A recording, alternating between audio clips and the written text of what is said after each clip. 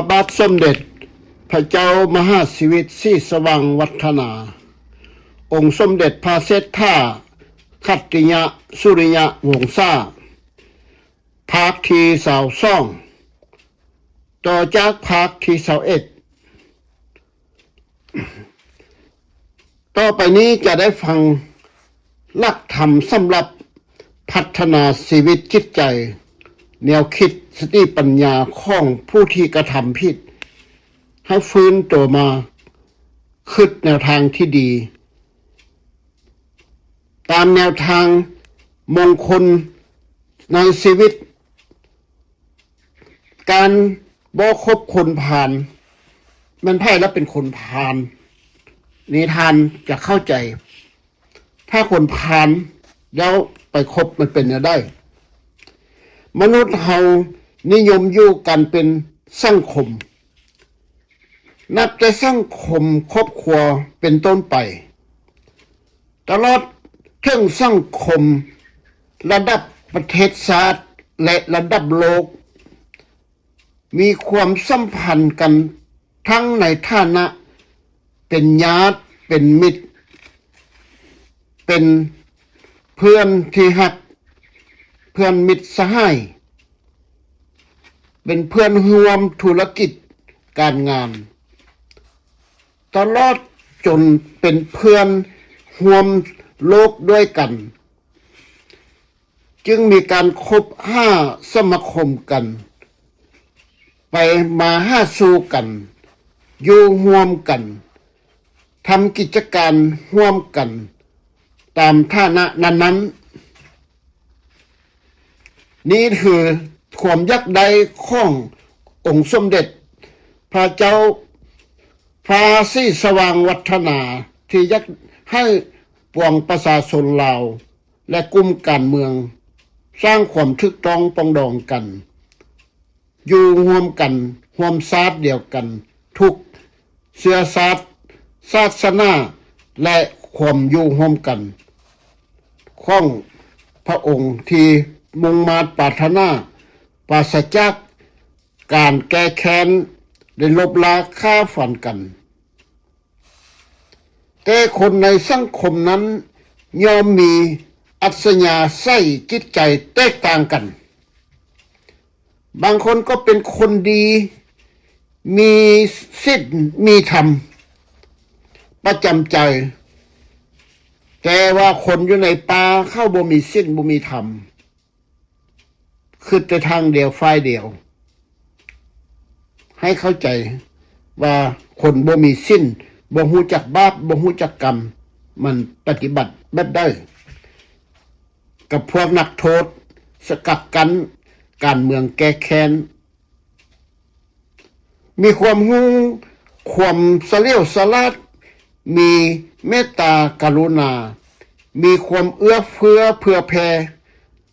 บางคนก็เป็นคนเลวบ่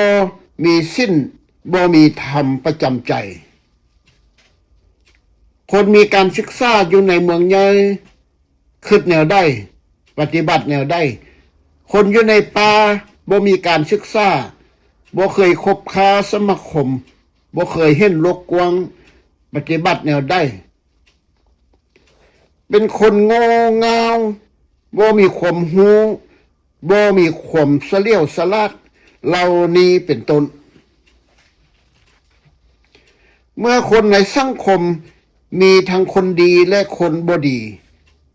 การคบคนจึงเป็นเรื่องสำคัญเพราะการคบคนนั้นอาจจะเป็นปัจจัยให้เกิดความเจริญหรือความเสื่อมก็ได้ดังที่พระพุทธองค์ตรัสรู้สอนไว้ว่าคบคนใดก็เป็นเส้นคนนั้น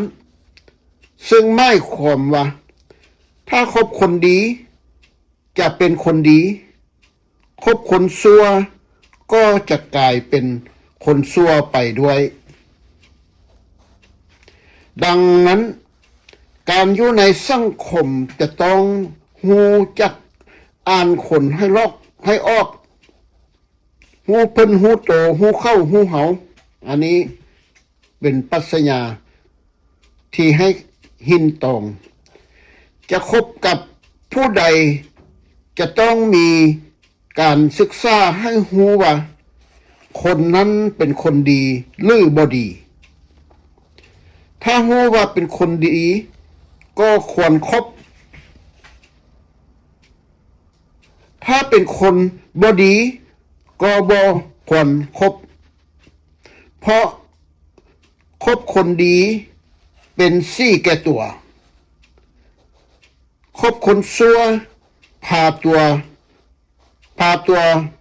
อยากให้มนมอง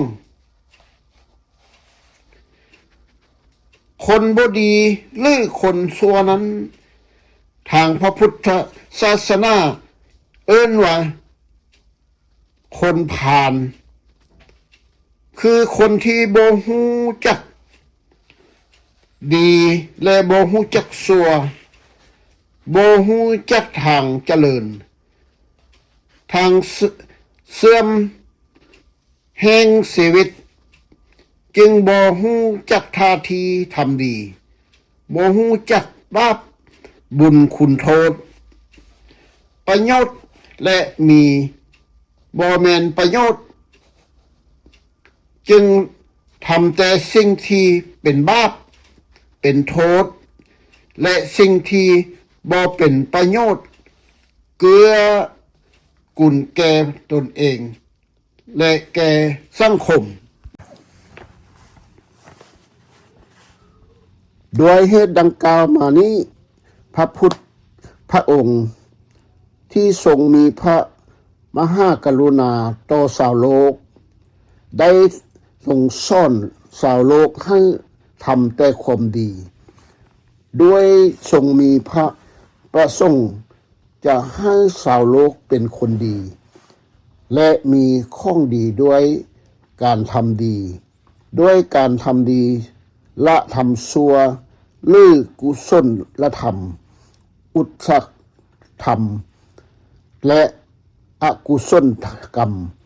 ที่บุคคลทำไว้นั้นจะต้องให้ผลแก่ผู้กระทำเสมอไปอาจจะให้ผลช้าแด่ไวแด่ตามอำนาจแห่งพลังธรรมที่ทำไว้นั้นท่านจะได้เข้าใจจะได้รู้ในการพัฒนาชีวิตในการพัฒนาประเทศชาติบ้านเมืองก็ดีเพื่อให้มีความเจริญก้าวหน้าพระพุทธพระองค์ก็ทรงสอนให้พัฒนาด้วยการทำความดีด้วยทงพระประสงค์จะให้ชาวโลกโดยเฉพาะแม่นชาวลาวของพวกเรามีความเจริญก้าวหน้าทั้งในด้านวัตถุและจิตใจ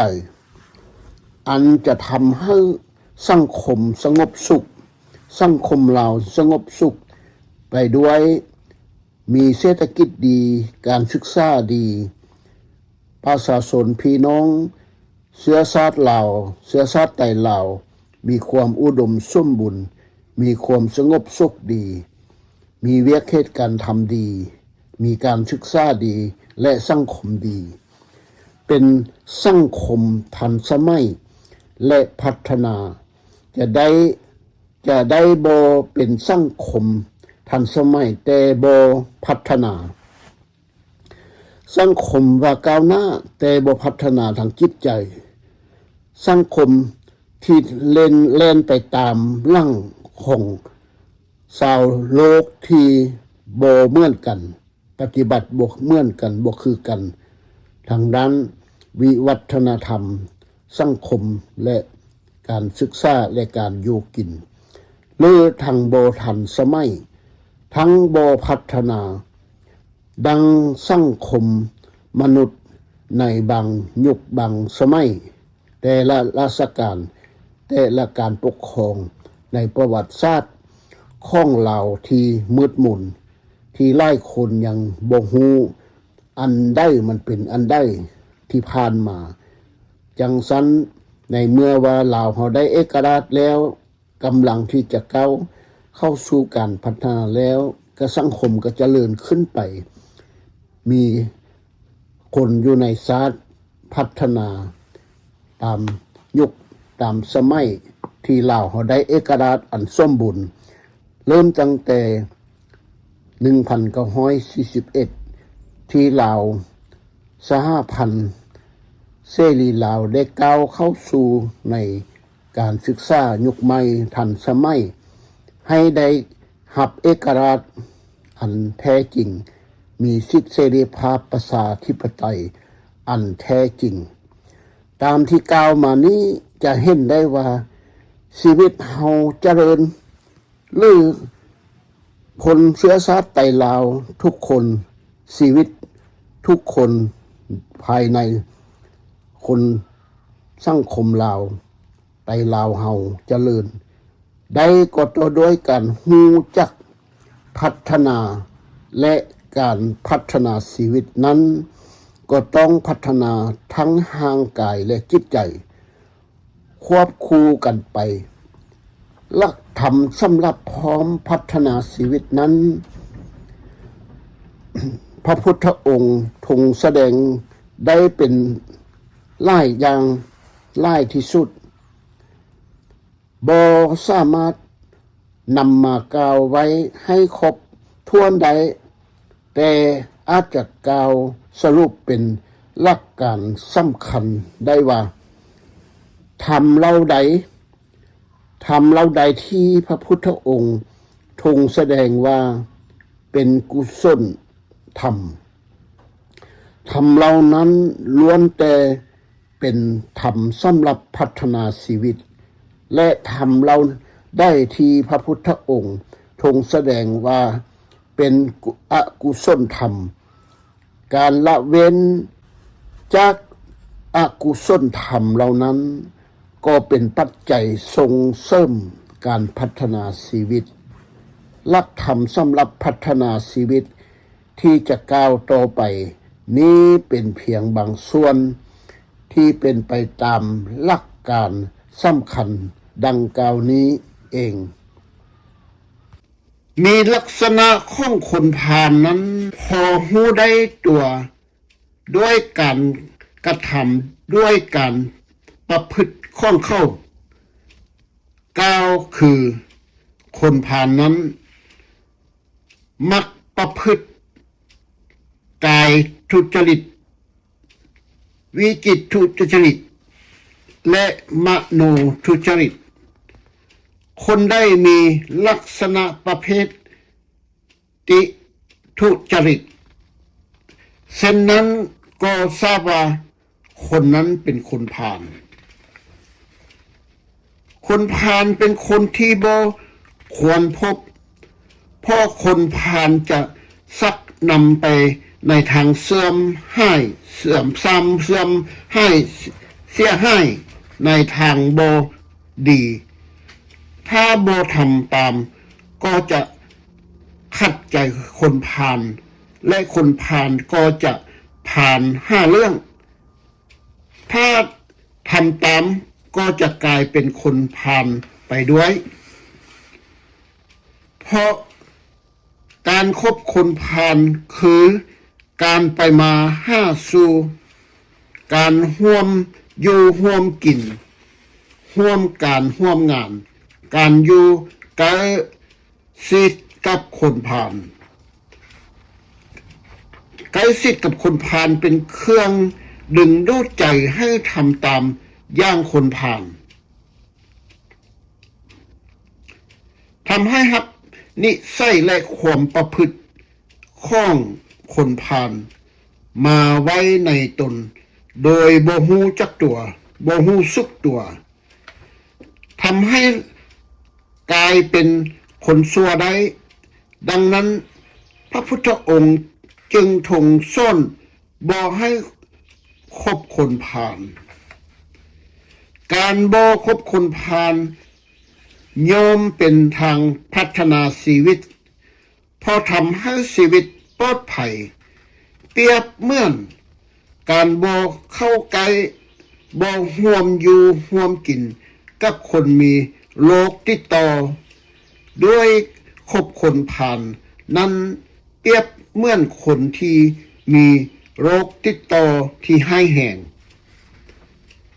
ย่อมเป็นอันตรายต่อผู้อยู่ใกล้ชิดสนิทสนมการบ่คบคนผ่านพระพุทธองค์จึงทรงสรรเสริญว่าเป็นมงคลแก่ชีวิตเพราะเป็นปัจจัยสนับสนุนให้ชีวิตปลอดภัยมีความเจริญก้าวหน้าตลอดไปการคบบัณฑิตวันนี้มาเว้าการคบบัณฑิตผู้ที่เรียนรู้ระดับด้านการทูตด้านการเมืองด้านปรัชญาการเมืองหรือสังคมศาสตร์อื่นๆนี้การคบบัณฑิตได้กล่าวมาแล้วว่าคนเฮาอยู่ในสังคมจะต้องมีการคบหาสมาคมกันอยู่เสมอโดยมีความสัมพันธ์ทางสังคมแต่เนื่องตัวด้วยคนในสังคมมีทั้งคนดีและคนบ่ดีคนบ่ดีนั้นเอิ้นว่าหรือเรียกว่าคนพาลซึ่งพระพุทธองค์ทรงสอนบ่ให้คบดังกล่าวแล้วส่วนคนดีนั้นทางพระพุทธองค์ศาสนาเรียกว่าบัณฑิตคือคนที่รู้จักดีรู้จักชั่วรู้จักทางเจริญและทางเสื่อมแห่งชีวิตรู้จักทำดีทำความเจริญให้แก่ตนเองและแก่สังคมรู้จักบาปบุญคุณโทษประโยชน์และบ่แม่นประโยชน์จึงทำแต่สิ่งที่เป็นบุญเป็นคุณและเป็นประโยชน์เกื้อกูลทั้งแก่ตนเองและแก่สังคมลักษณะของบัณฑิตนั้นเพิ่งหูพร้อมเพื่อหูพร้อมจะหูได้ด้วยการกระทำด้วยการประพฤติกล่าวคือบัณฑิตนั้นมักปฏิกายสุจริตประพฤติกายสุจริตวิจิตรสุจริตและมโนสุจริตผู้ใดมีลักษณะประพฤติสุจริตดังกล่าวนี้พอทราบว่าผู้นั้นเป็นบัณฑิตหรือสังเกตได้ง่ายๆก็คือคนที่มีความรู้ดีและความประพฤติดีเรียกว่าเอิ้นว่าบัณฑิตหรือบัณฑิตผู้ได้รับการศึกษาแม้แต่ได้ปริญญาได้รับการยกย่องว่าเป็นบัณฑิตในสาขาวิชานั้นถ้าเป็นผู้บ่ประพฤติสุจริตเป็นคนบ่มีศีลบ่มีธรรมก็บ่เชื่อว่าเป็นบัณฑิตตามความหมายในทางพุทธศาสนาโดยผู้นั้นบ่ได้เป็นบัณฑิตที่แท้จริงเป็นเพียงบัณฑิตกระดาษเท่านั้นบัณฑิตเป็นคนที่ควรคบเพราะบัณฑิตจะแนะนำในทางดีในทางที่มีประโยชน์ในทางที่เป็นบุญเป็นคุณคือยกตัวอย่างว่าผู้ที่เป็นข้าราชบริพารของพระบาทสมเด็จเจ้าฟ้าศรีสว่างวัฒนาเคยรับใช้ประเทศชาติเคยรับใช้พระองค์เห็นคุณงามความดีพระองค์ผู้มักสันติภาพมักความถูกต้องปรองดองศาสตร์ก็ควรจะเคารพนับถือบ่ลืมบุญลืมคุณบ่เนรคุณแก่พระองค์ การคบบัณฑิตคือการไปมาหาสู่ การร่วมอยู่ร่วมกิน การร่วมกันร่วมงาน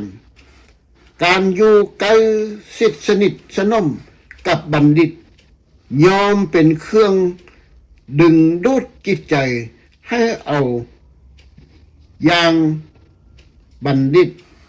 ให้ได้แบบอย่างแบบฉบับที่ดีจากบัณฑิตให้หับนิสัยและความประพฤติอย่างบัณฑิตมาไว้ในตนทำให้เป็นคนดีได้ดังนั้นพระพุทธองค์จึงทรงสอนให้คนคบบัณฑิตการคบบัณฑิตย่อมเป็นทางพัฒนาชีวิตเพราะเป็นทางนำไปสู่ความเจริญมีความรู้ดีและความประพฤติที่ดีโดยบัณฑิตนั้นย่อมจะแนะนำในสิ่งที่ควรแนะนำทำให้รู้จักผิดทุกชั่วดีที่ควรประพฤติและบ่ควรประพฤติแนะนำให้กระทำแต่สิ่งที่เป็นความเจริญความก้าวหน้าในชีวิตให้รู้จักยกเว้นงดเว้นสิ่งที่จะนำไปสู่ความหายนะดังนั้นพระพุทธองค์จึงทรงสรรเสริญการคบบัณฑิตว่าเป็นมงคลแก่ชีวิตเพราะเป็นปัจจัยส่งเสริมให้ชีวิตเจริญก้าวหน้าตลอดไปคือสมัยหนึ่งพญาแก้วท่านพญาแก้ววิภากรที่ได้ถูกแต่งตั้งไปเป็นเอกอัครราชทูตวิสามันประจำประเทศสาธารณรัฐฟิลิปปินส์แล้วพระบาทสมเด็จเจ้าฟ้าศรีสว่างวัฒนาองค์พระเศรษฐาขัตติยะสุริยะวงศาได้ให้คำแนะนำตักเตือนแต่พระองค์ก็ได้ตักเตือนในสิ่งที่บางอย่างทานพญาคงจะนำไปใช้แต่ส่วนอื่นๆทางด้านความรู้ความสามารถและชีวิตจิตใจของพญานั้นเต็มเปี่ยมไปด้วยความรู้ความบัณฑิตความเฉลียวฉลาดต่างหน้าให้ประเทศชาติไปอยู่ต่างประเทศต้องปฏิบัติในสิ่งที่ดีพอเป็นปัจจัยส่งเสริมให้ชีวิตเจริญก้าวหน้าตลอดไปดังนั้นคนทุกคนจึงควรมีความระมัดระวังในการคบคนควรรู้จักเลือกคบแต่คนดีคือคนที่เป็นบัณฑิตบ่ควรคบคนชั่วคือคนที่เป็นพาลคือคนมาแต่ป่าอยู่ในป่าบ่เห็นโลกกว้างใจแคบๆมีหยังก็ต้องใช้แต่ความโมโหโทโสและตัดสินใจอย่างผิดพลาดนั้นควรระลึกอยู่หน่อยเสมอว่าคบคนให้เบิ่งหน้าซื้อผ้าให้เบิ่งเนื้อซื้อผ้าให้เบิ่งเนื้อเบิ่งซี่เบิ่ง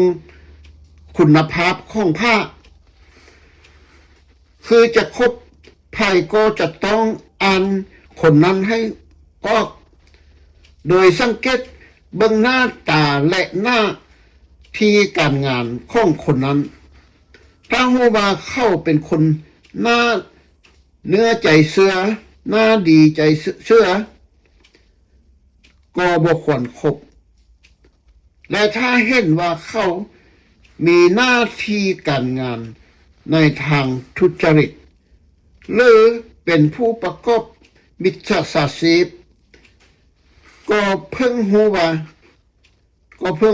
าผู้นั้นเป็นคนพาลบ่ควรคบถ้ารู้ว่าผู้ใดเป็นคนดีมีลักษณะตรงกันข้ามกับคนพาล ก็เพิ่งทราบว่าผู้นั้นเป็นบัณฑิตและเป็นคน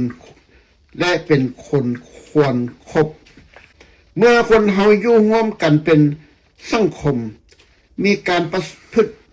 ปฏิบัติต่อกันตามฐานะและหน้าที่จะต้องรู้จักยกย่องคนที่ควรยกย่องรู้จักเสิร์ชสู่ผู้ที่ควรเสิร์ชสู่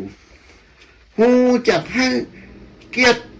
ดีแก่คนที่ควรให้เกียรติให้ความนับถือแก่คนที่ควรนับถือจึงจะได้ชื่อว่าเป็นสังคมเจริญสังคมพัฒนาการรู้จักยกย่องความเจริญประการหนึ่งที่ปรากฏให้เห็นอยู่ในสังคมทุกคนทุกยุคทุกสมัยคือความแตกต่างกันของบุคคลเส้นรูปร่างหน้าตาแตกต่างกันเสียงเว้าเสียงแตกต่างกันกิริยามารยาทแตกต่างกันและฐานะแตกต่างกันเป็นต้นที่สำคัญประการหนึ่งที่ก็คือมีความสามารถแตกต่างกันที่เป็นเช่นนั้นทางพระพุทธศาสนาสอนว่าเพราะคนเฮาทำกรรมมาแตกต่างกันทำกรรมดีก็ย่อมได้รับผลดีเช่นมีรูปสวยงามเป็นต้นทำกรรมบ่ดีก็ย่อมได้รับผลบ่ดีเช่นมีรูปร่างบ่สวยงามเป็นต้นคนที่เคยทำความดีไว้คือคนที่เคยทำกรรมที่เป็นบุญเป็นกุศลไว้ในการก่อนยอมจะได้รับผลดีตามกรรมที่ทำไว้นั้นกล่าวคือความดีที่เคยทำไว้นั้นยอมอำนวยผลให้เป็นคนดีและให้เป็นคนมีรูปสมบัติและทรัพย์สมบัติทั้งมีความสามารถเหมือนคนอื่นจะเฮ็ดหยังก็มักได้รับความสำเร็จแม้ในปัจจุบันคนที่ทำความดีไว้ความดีก็ย่อมเป็นปัจจัยส่งเสริมให้ได้รับความสำเร็จในชีวิตด้วยจะคิดจะทำหยังก็มีคนช่วยเหลือมีคนสนับสนุนมีคนอุดหนุนหรือการศึกษาเราเรียนวิชาความรู้เมื่ออยู่ในวัยเรียนการเรียนนั้นก็เป็นความดีอย่างหนึ่งซึ่งเป็นความดีที่ทำไว้ในวัยเรียนและความดีนั้นก็ย่อมจะเป็นปัจจัยส่งเสริมให้ได้รับความสำเร็จในเวลาประกอบหน้าที่การงานที่ข้าพเจ้าได้เห็นประจักษ์ตามาแล้วในชีวิตของข้าพเจ้าในวัยเยาว์และขั้นเริ่มต้นในชีวิตที่ผ่านพ้นมาด้วยความลำบากและสำเร็จพ้นในการงานและวิชาอาชีพต่างๆจนสำเร็จเป็นทำนองเดียวกับการปลูกต้นไม้ในวันนี้ยอมได้รับผลในวันหน้าทำความดีวันนี้ก็ยอมจะได้รับผลดีในวันหน้าหรือบ่ในเวลาทำนั้นก็หรือแม้ในเวลาทำนั้นก็จะเกิดความปิติสมนัสเป็นผลดีแก่จิตใจในทันทีทันใดดังนั้นความดีทุกอย่างที่ได้ทำไว้ยอม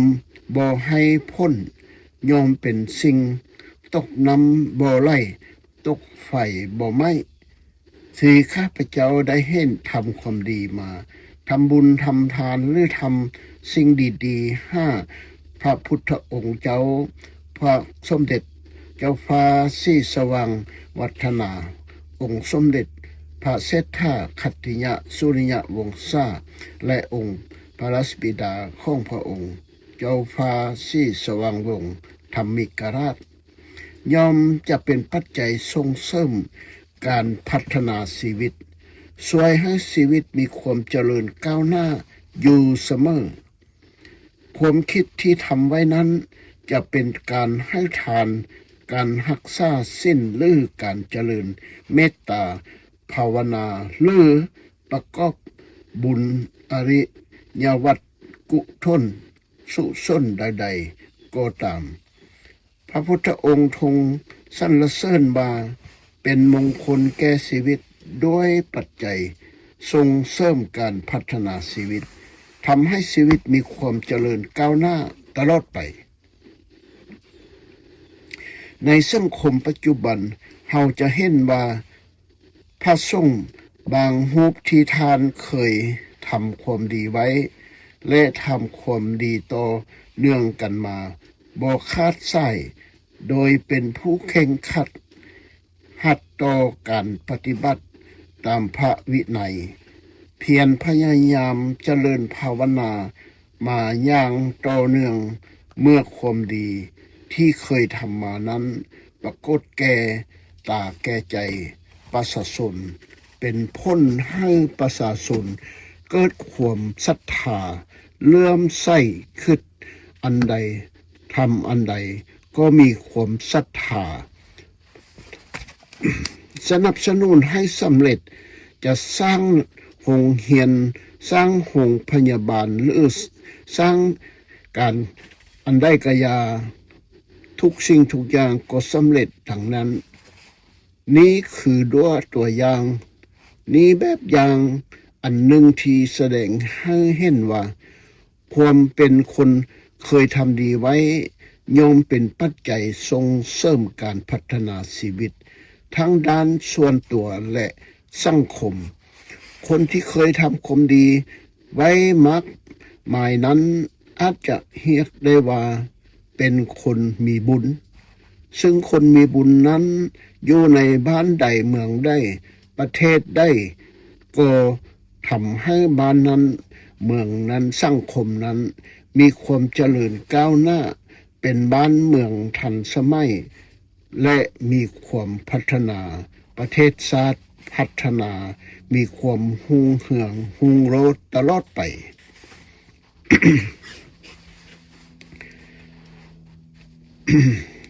การตั้งตนไว้ที่มักเป็นเรื่องสำคัญเรื่องหนึ่ง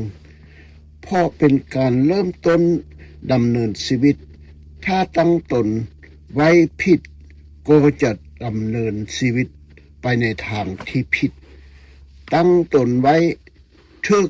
ก็จะดำเนินชีวิตไปในทางที่ถูกต้องดังนั้นการตั้งตนจึงเป็นสิ่งสำคัญที่สุดซึ่งทุกคนจะต้องระมัดระวังให้เป็นไปในทางที่ถูกที่ชอบธรรมนั่นแหละความที่ประพฤติตนการตั้งตนไว้สิ่งนั้นที่มักนั้นไม่ถึงกันตั้งตนไว้ในคุณธรรมหรือตั้งตนไว้ชอบความทำนองของธรรมโดยการสำรวจตัวเองอ่านตัวเองสำนึกตัวเองเมื่อพบว่าตนเองยังขาดคุณธรรมข้อใดยังบกพร่อง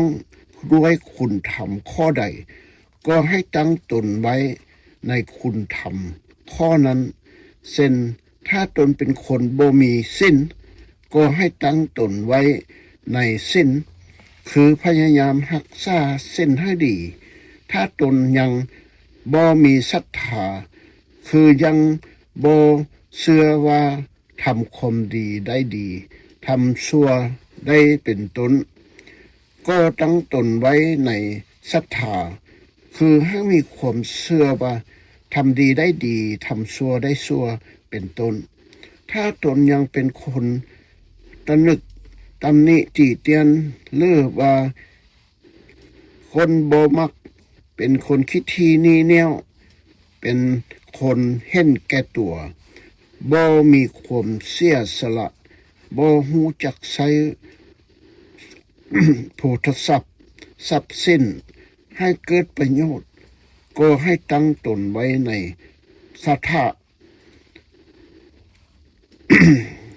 จะค่าจะให้ฮู้จักเสียสละฮู้จักใช้โพธิทรัพย์ทรัพย์สินให้เกิดประโยชน์ให้ได้รับความหักความนับถือและสื่อเสียงเกียรติคุณเกียรติยศการตั้งตนไว้ในคุณธรรมดังกล่าวนี้ชื่อว่าการตั้งตนไว้สิ่งที่เฮามักที่เฮาชอบแม้การตั้งตนไว้ในคุณธรรมอื่นๆเช่นตั้งตนไว้ในพรพรหมวิหารธรรมคือประพฤติตนเป็นคนมีเมตตากรุณามุนิทิตาอุเบกขาต่อคนทั่วไปตั้งไว้ในธรรมมีอุปการะอย่างฟังไล่ช่องอย่างคือสติความระลึกได้สัมปชัญญะความหู้ตัวหรือตั้งตนไว้ในธรรมเป็นเครื่องคุ้มของโลกช่องอย่างคือหิริความเกียจบาปโอตตัปปะความกลัวบาปควรย้ำบาปตลอดจนความศิลปะสองปถือหลักหัดไม่ถึงศิลปะของคนทั่วไปที่บ่แม่นนักบวชท่านแสดงไว้ปลายอย่างเช่นศิลปะอย่างสร้างหม้อสร้างทอสร้างซ่านสร้างสลักสร้างปั้นสร้างแกะสร้างโลสร้างเขียนสร้างหลักสร้างแก้วสร้างเงินคำและศิลปะของนักศิลปินเช่นนักดนตรีนักฟ้อนนักลำทำเพลงนักฮ้องเป็นต้นตลอดจนถึงศิลปะหรือเทคโนโลยีในการทำเครื่องจักรยานยนต์เครื่องยนต์ต่างๆ มีเครื่องบินจรวดและดาวเทียมเป็นต้นศิลปะเหล่านี้แม้จะมีเพียงอย่างเดียวก็เป็นประโยชน์ช่วยตนให้มีความเจริญยึดเป็นที่พึ่งที่ใช้ได้ดังคำสุภาษิตที่ว่าอันคมหูกระจังแม้แต่อย่างเดียวความหูเต็มตัวหรือความหูเต็มผาดแต่บ่ทอพญาเต็มปุ่มแต่ให้เสียวสารเกิดจะเกิดผลให้เสียวสารเถิดจะเกิดผลศิลปะของบัณฑิตไม่ถึงศิลปะของนักบวชเช่นศิลปะของพระภิกขุในพระพุทธศาสนาได้แก่ความชำนาญในการทำเทศธรรมเทศนาและการแต่งสมบรรณาธิการเป็นต้นว่าการตัดการเย็บการย้อมจีวรการทำบุญทำบาตรการบ่มบาตรตลอดจนการสร้างเสนาสนะสร้างกภิวิหารหอพิวิหารศาลาการเปลี่ยนเครื่องใช้ประจำเสนาสนะการสวดสั้นทันสนะการเทศการแสดงปรากฏท่าธรรมและการบรรยาธรรมศิลปะเหล่านี้ยอมเป็นประโยชน์ช่วยให้ตนและหมู่คณะมีความสะดวกสบายมีความเจริญก้าวหน้าตามควรแก่ฐานะหรือจะเที่ยวไปทางที่บ่มีประโยชน์นั้นก็เสียเวลาเสียศรัทธาของผู้ออกตนญาติโยมหรือพวกประชาชนที่เห็นแล้วมันบ่แม่นติดตามหรือบ่แม่นปฏิบัติทางด้าน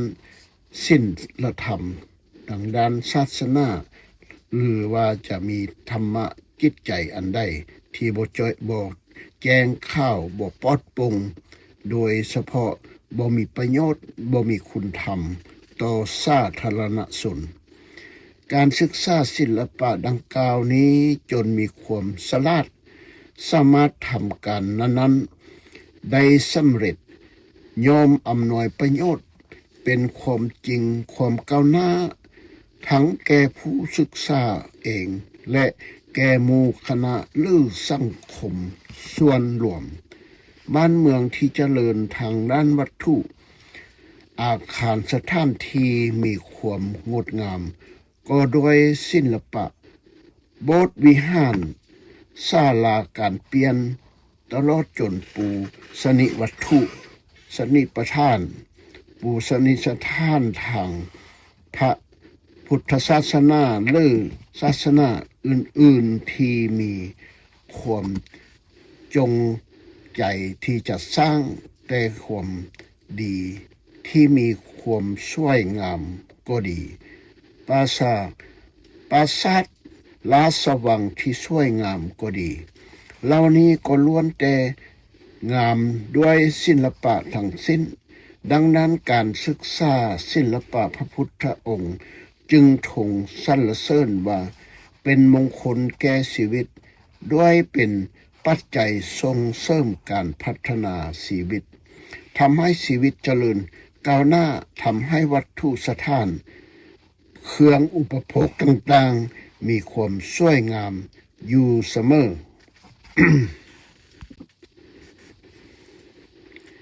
การศึกษาวินัยประเทศชาติและพระพุทธศาสนาหรือศาสนาใดๆได้เจริญรุ่งเรืองสืบต่อมาจนถึงบัดนี้ก็ด้วยคนในศาสตร์และพุทธศาสนิกชน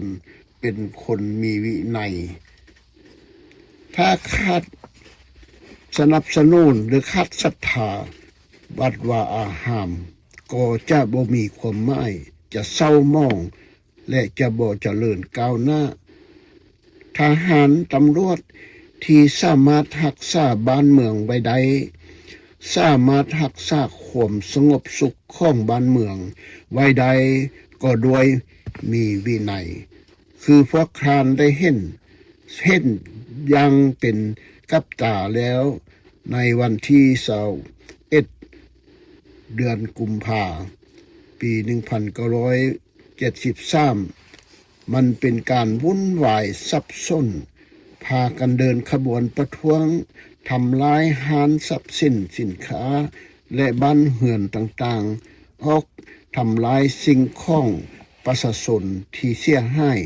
อันนั้นแหละเป็นบ่อนทำลายจิตใจและทำลายเศรษฐกิจของบ้านเมืองที่บ่มีความสงบวินัยนั้นได้แก่ระเบียบแบบแผนข้อบังคับกฎหมายตลอดจน บรรพธรรมเนียมขนบธรรมเนียมจาฮีตประเพณีที่เป็นกติกาของสังคมซึ่งได้บัญญัติไว้กำหนดไว้ตราไว้เพื่อความเรียบร้อยของสังคมเรียบร้อยของบ้านเมืองในกฎหมายรัฐธรรมนูญแห่งชาติแห่งราชอาณาจักรลาวมีไว้แล้วแต่ผู้แทนที่เป็นหัวของประชาชนก็เป็นเพียงแต่หุ้นรายการย้อนยั่งปล่อยปละละเลยให้บ้านเมืองเพพังยำยีปุนจีโดยพวกอัตภาน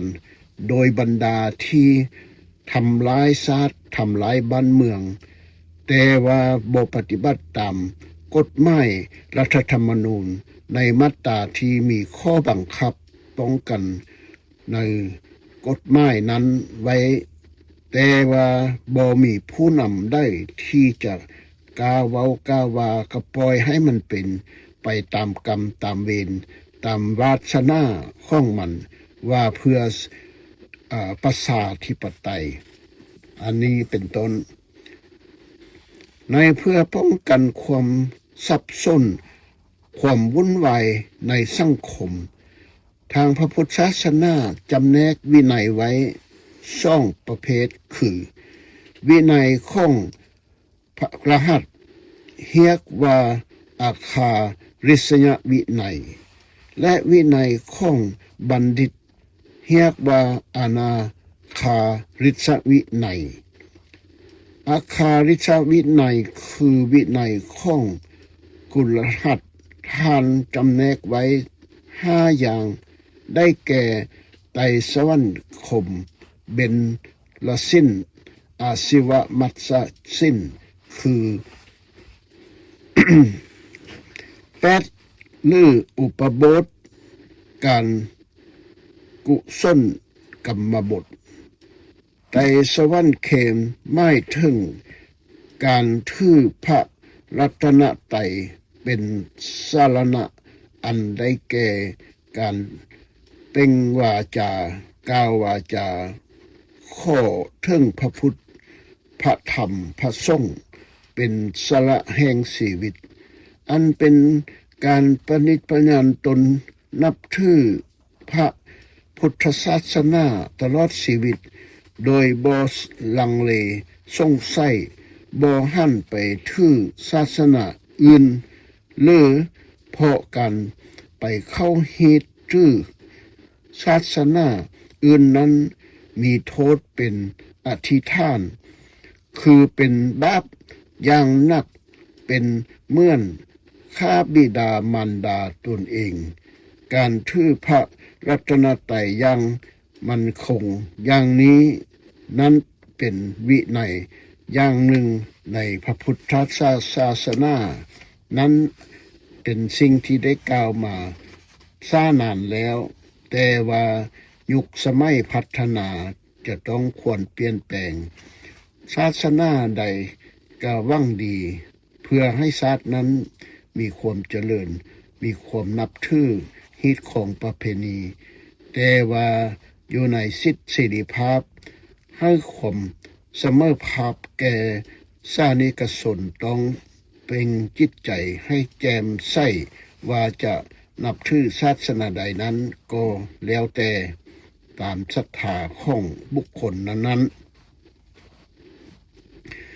เป็นสิ้นหมายถึงสิ้น5อันได้แก่เจตนาขเวทจากการฆ่าการทำร้ายชีวิตเว้นจากการลักการขโมยน้อยเว้นจากประพฤติที่ผิดในคู่ของคนอื่นเว้นจากการเว้าเท็จการโกดการตัวการลายต่อและเว้นจากการดื่มเหล้าลืมสุราหรือสิ่งเสพติดให้โทษสิ้น5นี้นับเป็นมนุษยธรรมผู้เป็นมนุษย์ที่ดีควรมีสิ้น5ประจำเมื่อสังคมมีสิ้น5สังคมก็จะมีความเป็นระเบียบเรียบร้อยบ่สับสนวุ่นวายสิ้น5จึงเป็นวินัยอย่างหนึ่งในพระพุทธศาสนาแต่ว่าถ้าเราปฏิบัติไปตามหลักที่มันเป็นไปนั้นก็จะต้องถือว่ามันกฎหมายที่ได้บ่งไว้กฎหมายที่ได้ออกไว้ในตามรัฐธรรมนูญนั้นมันมีขอบเขตมีอันจำกัดอาชีวมัต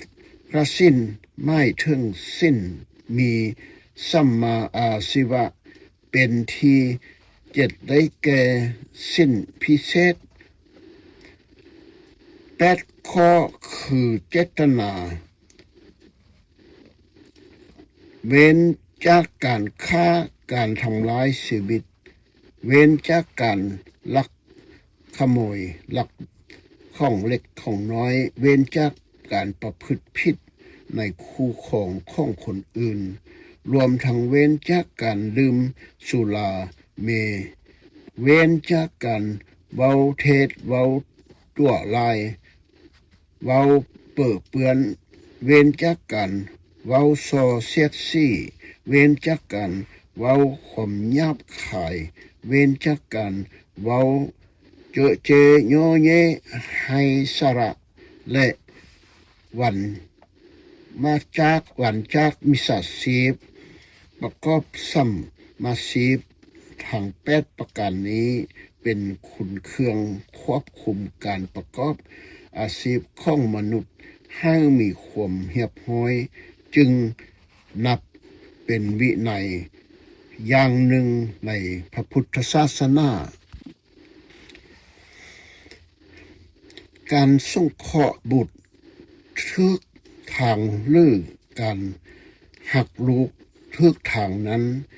ได้แก่บรรดามารดาบิดาหูจักทำทนุบำรุง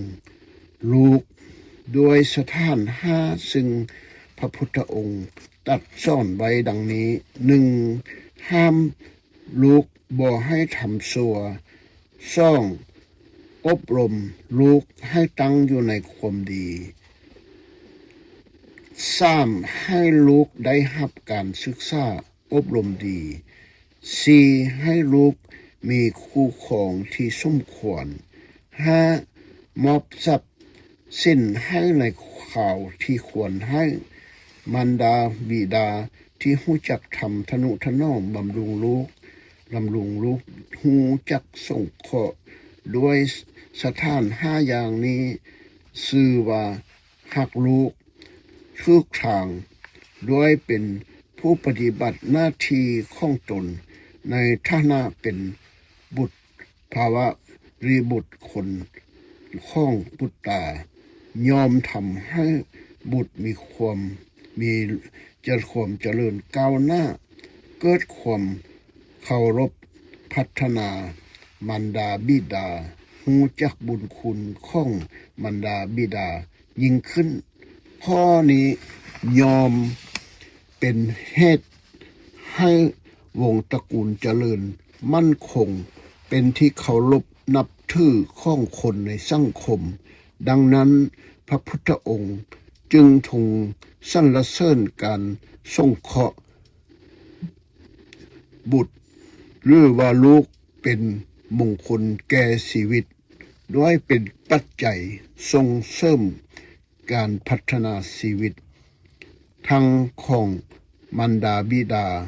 ของบุตรของลูกช่วยให้ครอบครัวมีความสุขความเจริญทำให้ตระกูลมั่นคงและมีเกียรติมีศักดิ์ศรีเป็นที่เคารพนับถือของคนในสังคมและของคนในชาตินั่นเองเป็นเหตุให้วงตระกูลเจริญมั่นคงเป็นที่เคารพนับถือของคนในสังคมและในครอบครัวดังนั้น จึงส่งเสริมสรรเสริญการสงเคราะห์บุตรหรือลูกชายและลูกหญิงว่าเป็นมงคลแก่ชีวิตด้วยเป็นปัจจัยส่งเสริมการพัฒนาชีวิตทั้งของมารดาบิดาและของลูกและของน้องนุ่งเชื้อสายบงตระกุลช่วยให้ครอบครัวมีความสุขความเจริญ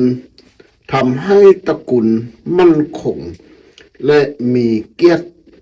มีศักดิ์ศรีคือเป็นที่เคารพนับถือของ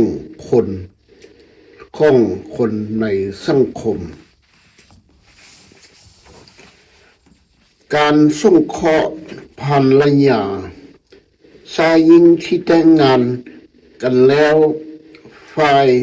ชายก็มีฐานะเป็นสามีของหญิงฝ่ายหญิงก็มีฐานะเป็นภรรยาของชายนับเป็นคู่ครองคู่ชีวิตกันมีหน้าที่จะพึงปฏิบัติต่อกันพึงพาอาศัยกันเพื่อความเจริญก้าวหน้าของครอบครัวคือ องค์สมเด็จเจ้าฟ้าศรีสว่างวัฒนา องค์พระเศรษฐาขัตติยะสุริยะวงศ์ซ่าเพิ่นเสนอและแนะนำให้ผู้ชายมีผัวเดียวเมียเดียวบ่ให้มีหลายบุกหลายเมียแล้วเพิ่นให้สภาห่างกฎหมายแต่บรรดาผู้แทนราษฎรหลายคนก็บ่เห็นดีบ่ได้ผ่านสภานั้นก็เลยบ่ได้เป็นกฎหมายทางราชการหรือว่าพวกผู้ที่ว่ารับเจ้าราชการบ่ว่าจะทหารตำรวจพลเรือนผู้ที่ยังมีจิตใจอยากมีไล่ลูกไล่เมียก็ได้ทำกันอย่างเสรีภาพแต่ว่าคงโดยธรรมชาติฉะนั้นสายย่อมมีความแข็งแข็งเข้มแข็งปึกบินมีปีกบินยิงมีความอ่อนโยนนุ่มนวลสายขาดความอ่อนโยนจึงต้องการความอ่อนโยนยิงขาดความแข็งแรงแข็งแกร่งจึงต้องการความแข็งแกร่งดังนั้นสายยิงจึงหักกันโดยต้องการสิ่งที่ตนขาดไปและเนื่องจากสายมีความแข็งแข็งปีกบินกว่ายิงบินแข็งกว่าผู้ยิงจึงอยู่ในฐานะเป็นหัวหน้าครอบครัวมีหน้าที่รับผิดชอบต่อครอบครัวสูงส่วนหญิงมีความอ่อนโยนจึงอยู่ในฐานะเป็นของหัวหน้าครอบครัวการหารายได้เลี้ยงครอบครัวการให้ความคุ้มครองความปลอดภัยแก่ครอบครัวเหล่านี้เป็นต้นย่อมเป็นการให้ความอบอุ่นแก่ครอบครัวนับเป็นหน้าที่สำคัญในครอบครัวและเป็นหน้าที่ที่สามีจะต้องรับผิดชอบเป็นอันดับหนึ่งผู้มีหน้าที่รองลงมาก็คือภรรยาดังนั้นสามีภรรยาซึ่งเป็นพ่อบ้านแม่บ้านจึงมีหน้าที่จะพึงส่งเคราะห์กันตามควรแก่ฐานะและภาวะหน้าที่ของสามีซึ่งสามีจะต้องปฏิบัติต่อภรรยาเพื่อเป็นการส่งเคราะห์ภรรยานั้นข้าพเจ้าเองก็ได้คิดเพิ่งว่าให้เป็นหลักสำคัญไว้5ประการคือ 1. ยกย่องนับถือว่าเป็นภรรยา 2. บ่แสดงความดูถูกดูหมิ่นภรรยา 3. บ่ประมาทตน บ่ประมาทตื่นอกตกใจภรรยา 4. มอบความเป็นใหญ่ในบ้านเฮียนให้ภรรยา 5. ให้เครื่องแต่งตัวเครื่องประดับแก่ภรรยาตามควรแก่ฐานะเมื่อภรรยาได้รับการสงเคราะห์จากสามีด้วยการปฏิบัติชอบตามฐานะและหน้าที่เช่นนี้แล้วภรรยาก็จำต้องสงเคราะห์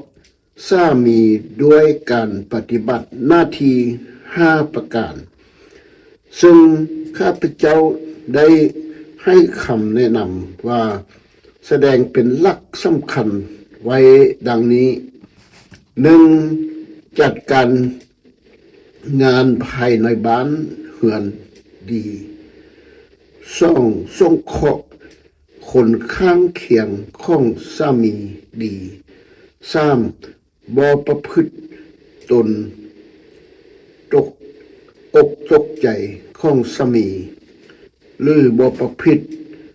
ตนนอกใจสามี ดังนี้ห้ารักษาทรัพย์สินที่สามีหามาให้ดี ให้เกิดประโยชน์บ่เสื่อมสูญเสียหายห้ามาขยันปฏิบัติหน้าที่บ่เกียจคร้านในการงานทั้งปวง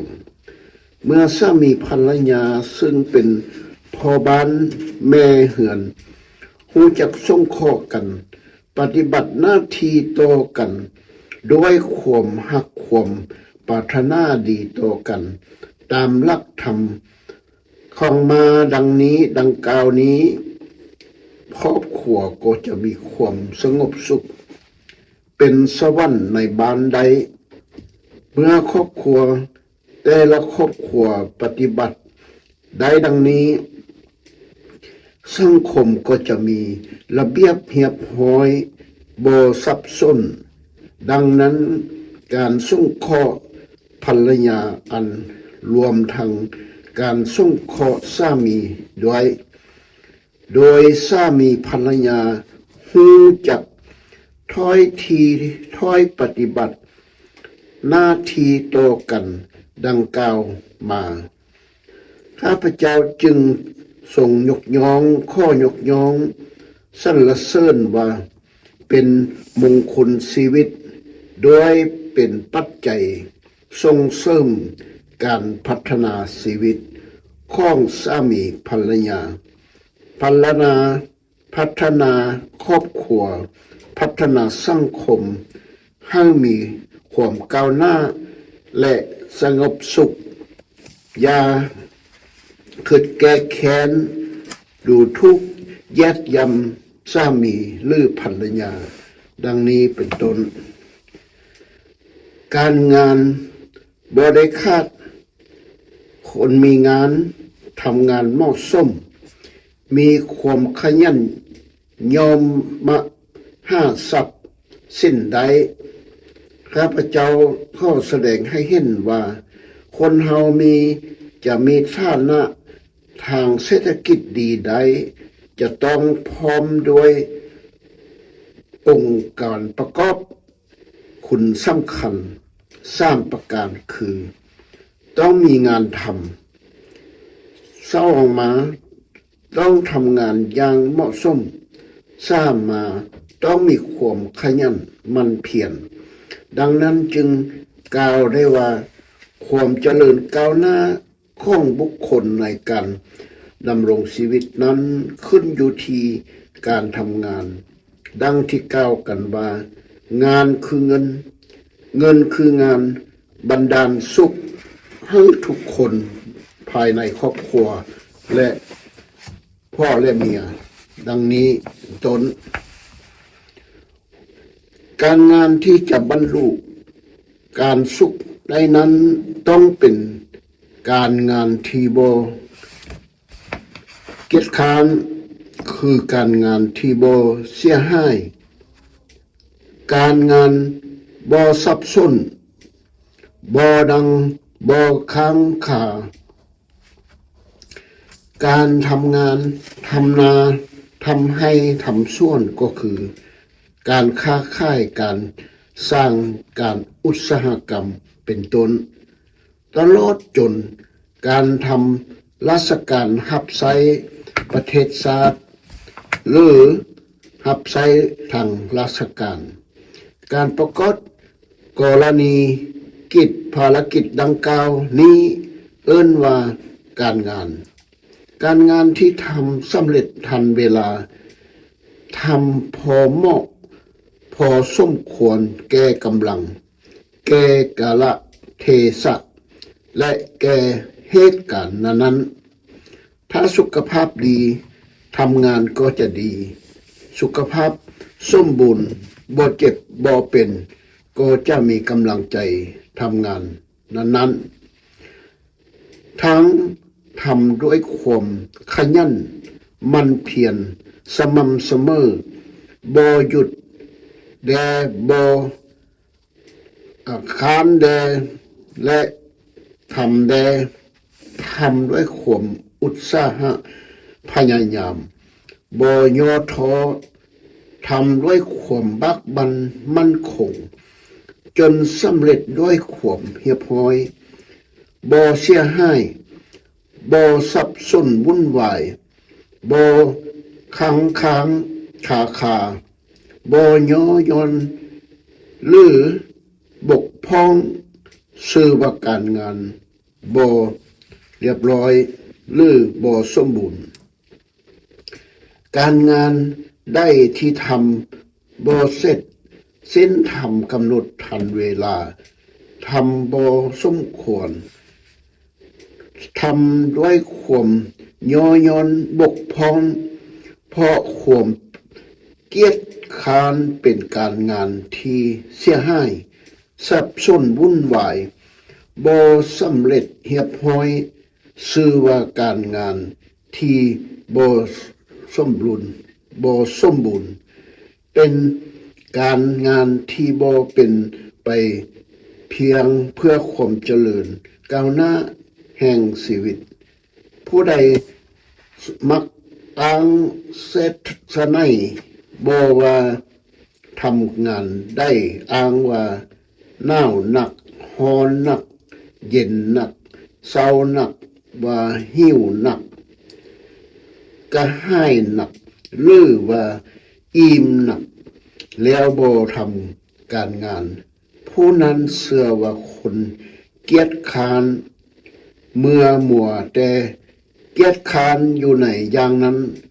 ก็ยอมหาทรัพย์บ่ได้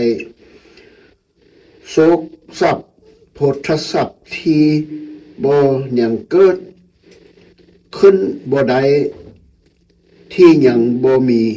ก็มีบ่ได้ที่เกิดขึ้นแล้วที่มีอยู่แล้วก็มีแต่จะหมดไปสิ้นไปคนเกียจคร้านจึงหาทรัพย์บ่ได้และต้องกลายเป็นคนยากจนคนที่ทำยั่งบ่สมควรหรือทำยั่งบ่เป็นก็เป็นเช่นกันยอมยากที่จะได้รับความสำเร็จในหน้าที่การงานยอมจะหาความเจริญก้าวหน้าในชีวิตได้ยากส่วนการงานได้ที่บ่สำเร็จหรือบ่สมบูรณ์ดังกล่าวแล้วการงานนั้นยอมอำนวยผลที่พึงประสงค์ผู้มีความขยันบ่เกียจคร้านทำงานพอสมควรทำงานพอเหมาะสมทำงานเป็นยอมได้รับความสำเร็จในชีวิตยอมประสบความสุขได้ดังที่ข้าพเจ้าได้กล่าวได้ไว้ว่าผู้ใดบ่พังพีโตหนาวบ่ไว้วันโตหนาวและฮ้อนทนได้ยิ่งกว่าย่าทำหน้าที่ของตนทำกิจการของตนทำงานของตนด้วยความขยันผู้นั้นยอมบ่เสื่อมยากสุขใจการงานที่บ่เดือกุลยอมเป็นสิริมงคลสำหรับบุคคลเป็นส่วนส่งเสริมให้เกิดความสำเร็จในสิ่งที่เพึงประสงค์ปรารถนาดังนั้นข้าพเจ้าจึงยกย่องสรรเสริญการงานที่บ่เกื้อกูลว่าเป็นมงคลหรือว่าแห่งชีวิตโดยเป็นปัจจัยสำคัญยิ่งตัวการพัฒนาชีวิตช่วยให้ชีวิตเจริญก้าวหน้าตลอดไป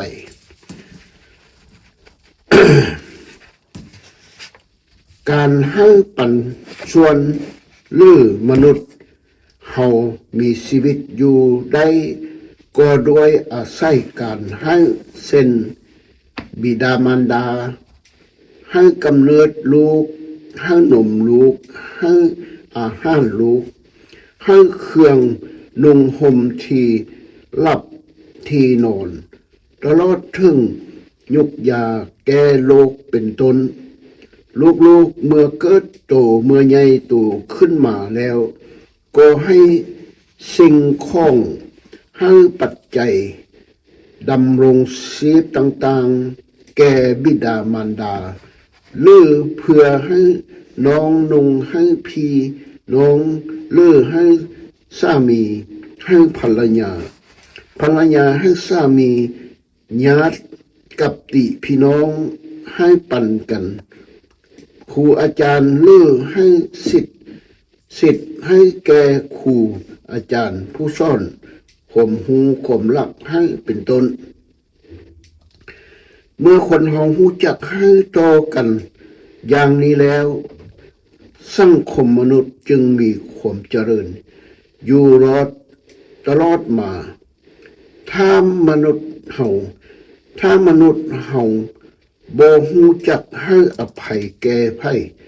เช่นบิดามารดาบ่ให้นมบ่ให้อาหารแก่ลูกๆเป็นต้นดังแต่และเกิดลูกก็จะมีชีวิตรอดต่อมาบ่ได้ดังนั้นการให้ปันจึงเป็นสิ่งสำคัญที่ส่งเสริมความก้าวหน้าในชีวิตการให้ปันนี้เมื่อแบ่งตามสิ่งที่ควรให้ที่มีสองอย่างคือให้สิ่งของอันเป็นวัตถุอำนวยประโยชน์และความสุขแก่ผู้รับเช่นให้อาหารให้เครื่องนุ่งห่มเป็นต้นอันเอิ้นว่าอมิสสาทานคือการให้ปันวัตถุเครื่องรอใจนี้อย่างหนึ่งอีกอย่างหนึ่งได้แก่การให้ความรู้อันเป็นคุณเป็นประโยชน์ด้วยน้ำใจอันดีงามเช่นให้ศิลปะวิทยาหรือสอนศิลปะวิทยาสอนหนังสือบรรยายธรรม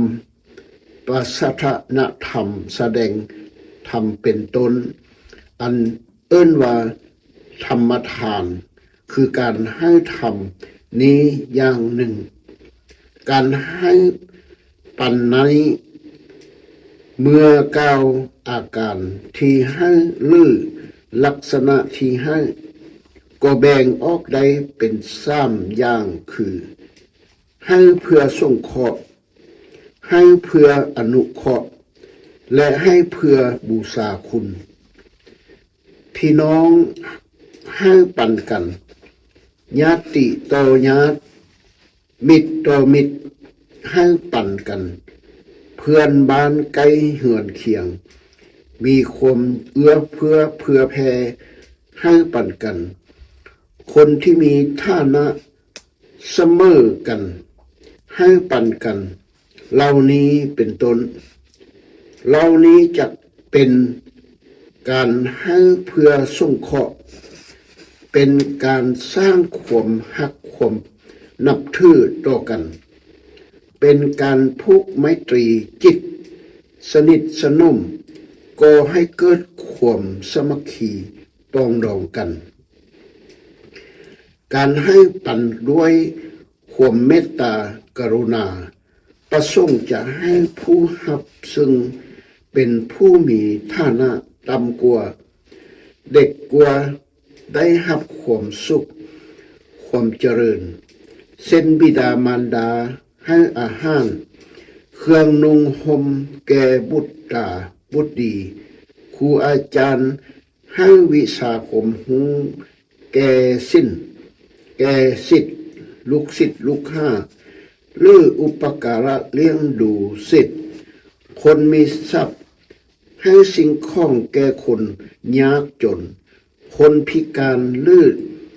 ทุพพลภาพช่วยตัวเองบ่ได้ผู้ให้เป็นปันแก่คน อาณาถ้าเป็นต้นเหล่านี้จัดเป็นให้ปันเพื่ออนุเคราะห์เส้นช่วยเหลือ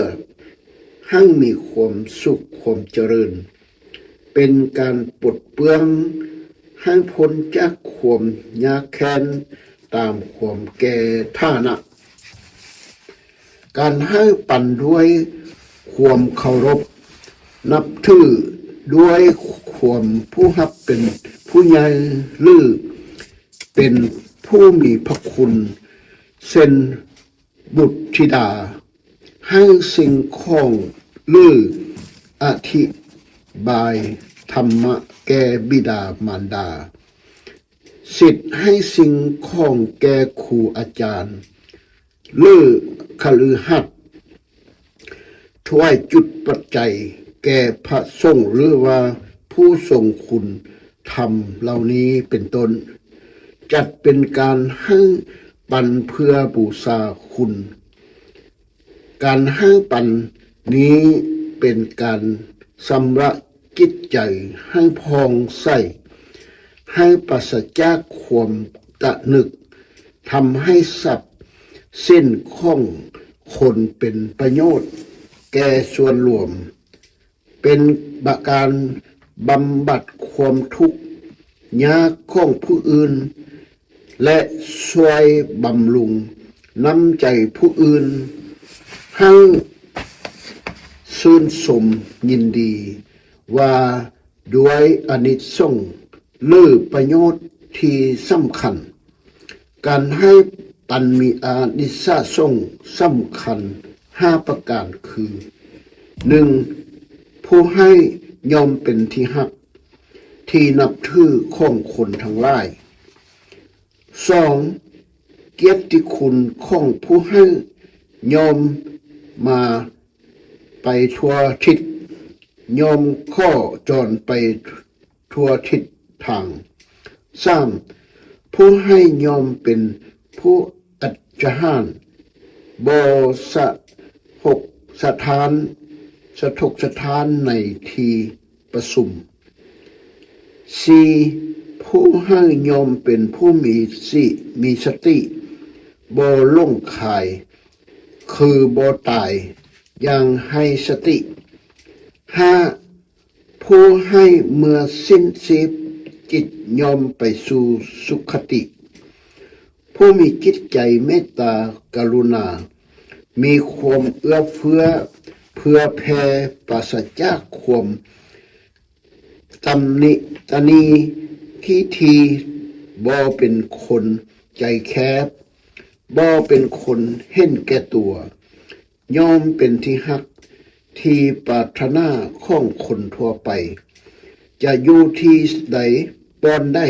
ก็มีแต่คนฮักบ่มีคนรังเกียจคนเกลียดสั่งจะมีคนให้เกียรติยกย่องสรรเสริญอยู่เสมอจะทำการงานสิ่งใดก็ยอมจะได้หับความร่วมมือร่วมใจด้วยดีการให้เป็นการให้ปันนั้นควรทำให้พอเหมาะกับความสามารถพอเหมาะกับฐานะของตนบ่ควรทำเกินฐานะพออาจจะทำให้ตนเองต้องเดือดร้อนได้ถ้ามีจึงค่อยทานถ้าบ่มีเฮาทานก็บ่ได้เฮาต้องทานเฮาต้องให้ตามฐานะที่เฮามีเราต้องจงไว้ใส่ตนเองได้เมื่อเฮาให้ผู้อื่นหมดแล้วเฮาเวลาจนมาเฮาจะข้อผู้ใดเฮาก็จะต้องละอายใจและบ่อยากข้อนี้เป็นต้นหากทำแต่พอเหมาะสมพอควรแล้วทุกคนก็สามารถทำการให้ปันได้ก้าวคือมีสิ่งใดพอให้ได้ก็ให้สิ่งนั้นเมื่อบ่มีวัตถุสิ่งใดจริงใดแท้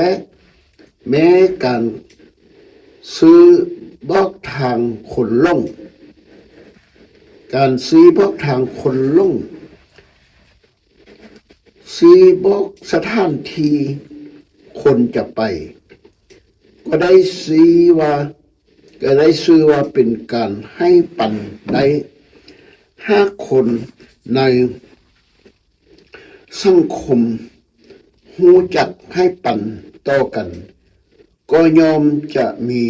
ความฮักความเอ็นดูกันจะมีจิตใจร่วมกันทำงานเพื่อให้เป็นประโยชน์อื่นๆยิ่งขึ้นทั้งแก่ตนเองและส่วนรวมดังนั้นการให้ปันสิ่งของจึงข้าพเจ้าจึงขอยกย่องสรรเสริญว่าเป็นมงคลแก่ชีวิตโดยเป็นปัจจัยส่งเสริมการพัฒนาชีวิตโดยให้ชีวิตของคนในสังคมมีความสุขความเจริญมีความปลอดภัยและเบิกบานอยู่เสมอ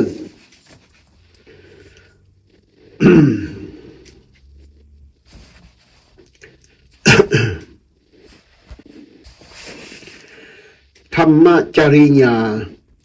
การประพฤติธรรมการปฏิบัติที่ถูกต้องตามธรรมเรียกว่าธรรมจริยาธรรมนั้นมีความหมายได้หลายอย่าง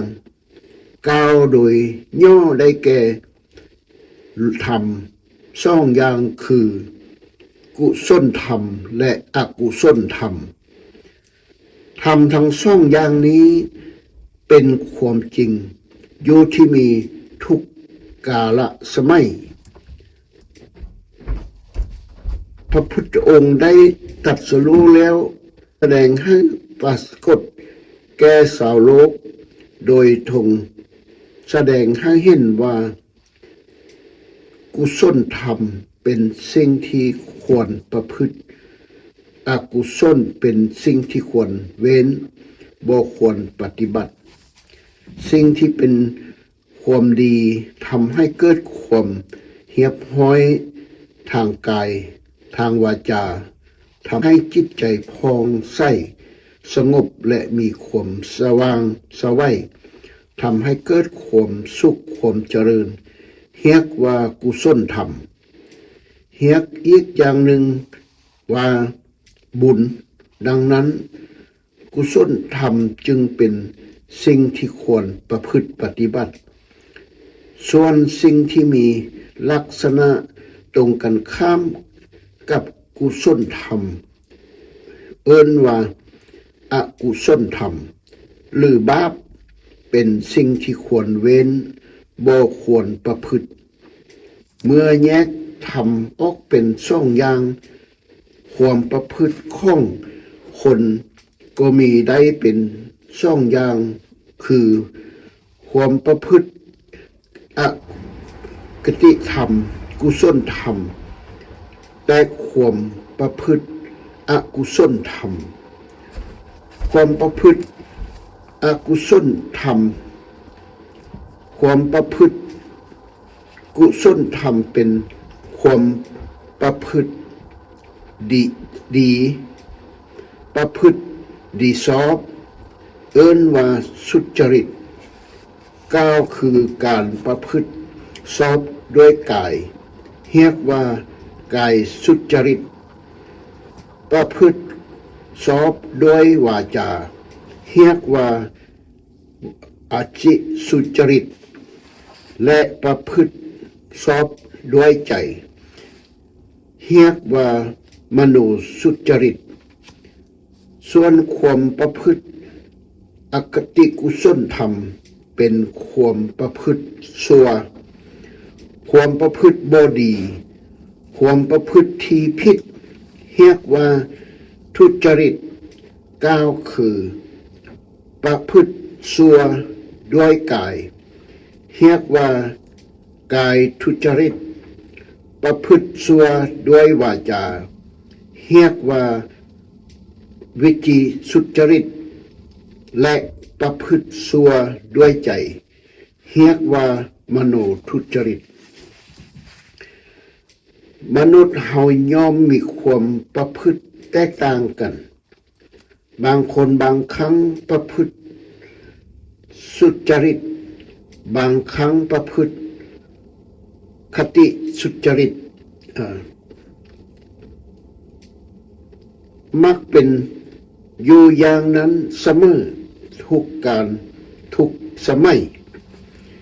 ที่คนเฮาประพฤติสุจริตหรือประพฤติทุสุจริตไปต่างๆกันนั้นด้วยคนเฮามีจิตใจต่างกันอย่างที่กล่าวกันว่านานาจิตตัง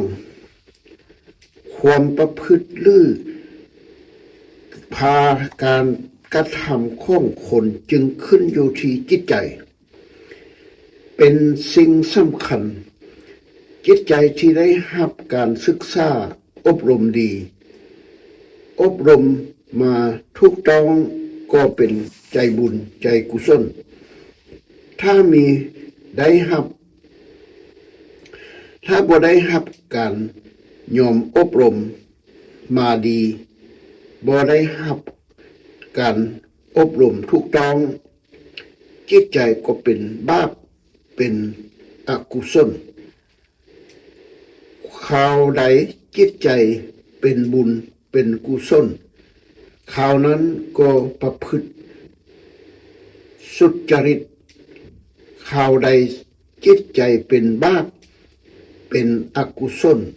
ข่าวนั้นก็ประพฤติทุจริต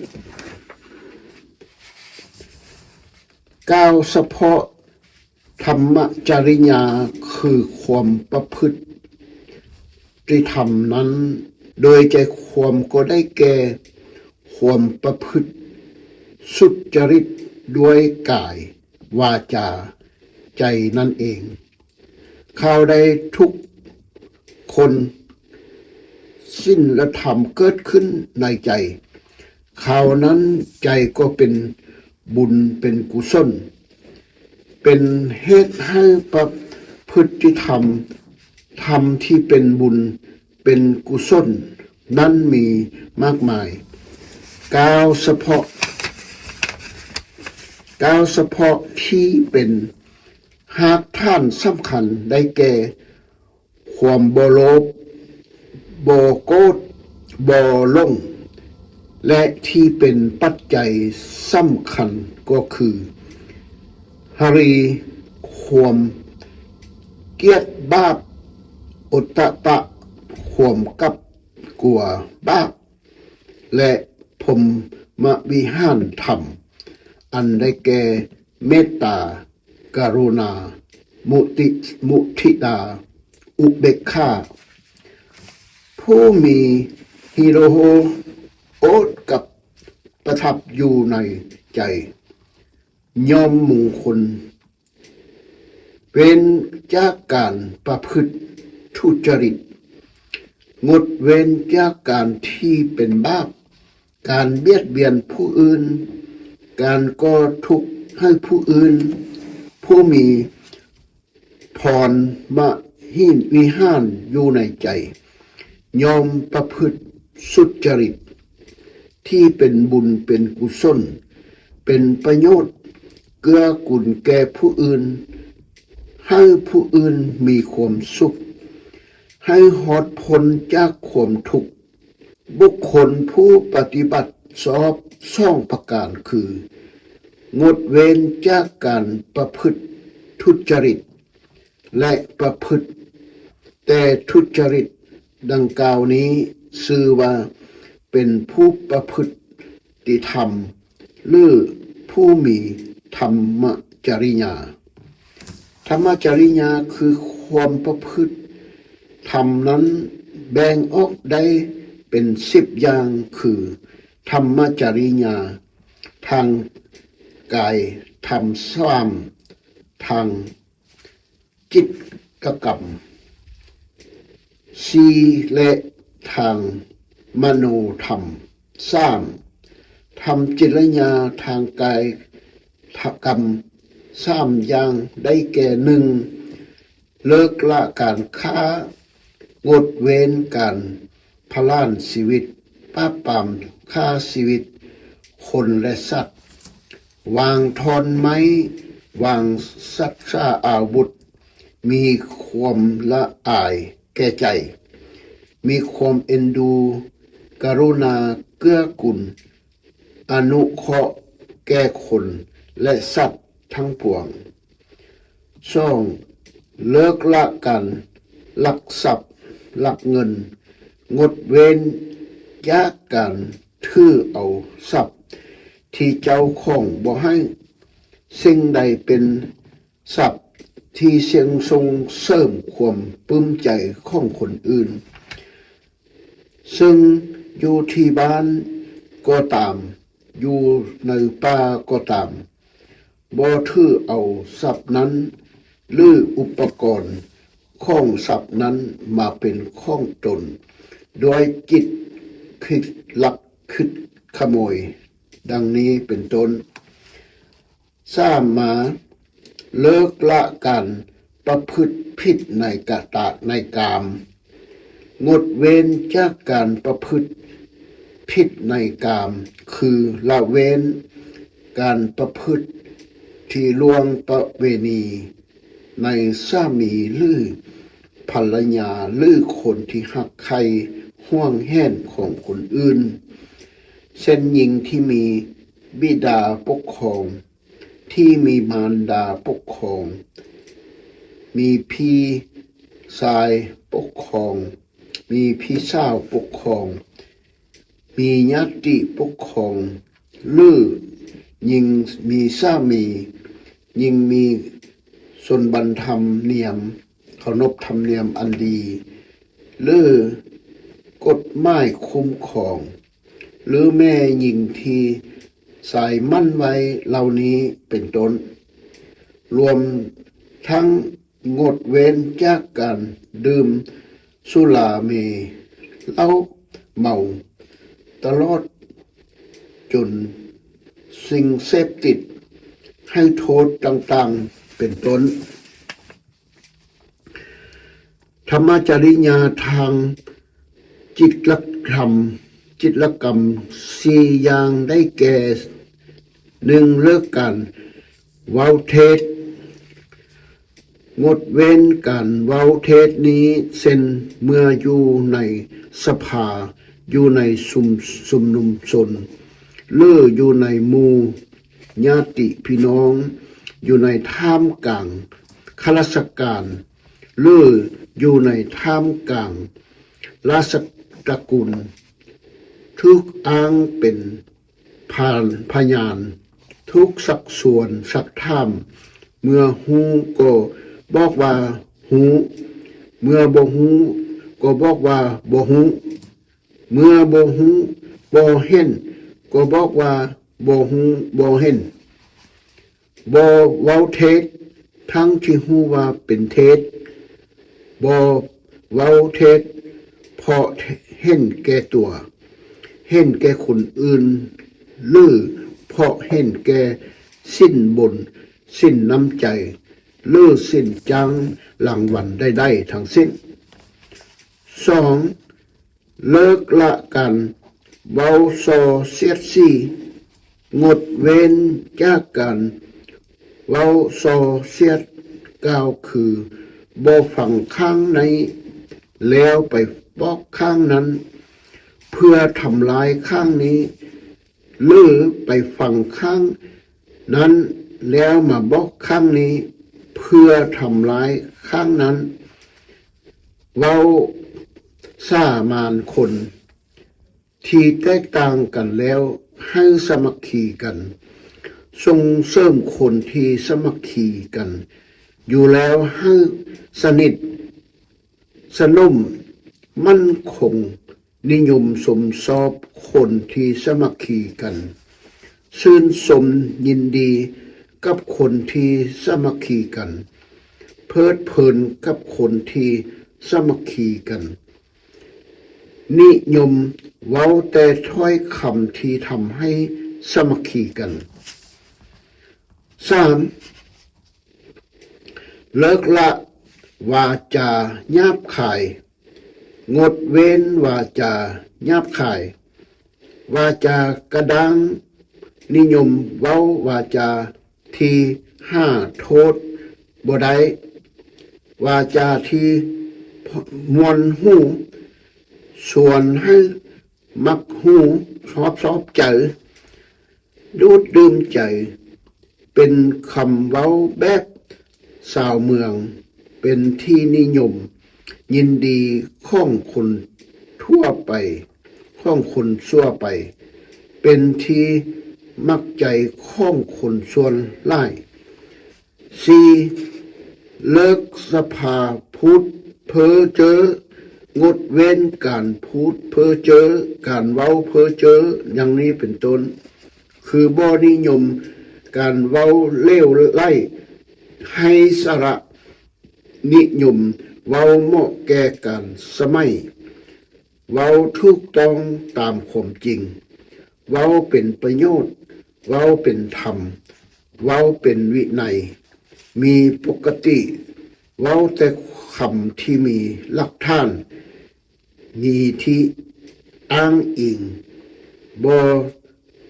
สอบเขตประกอบด้วยประโยชน์เกื้อกูลตามกาละอันควร ดังนี้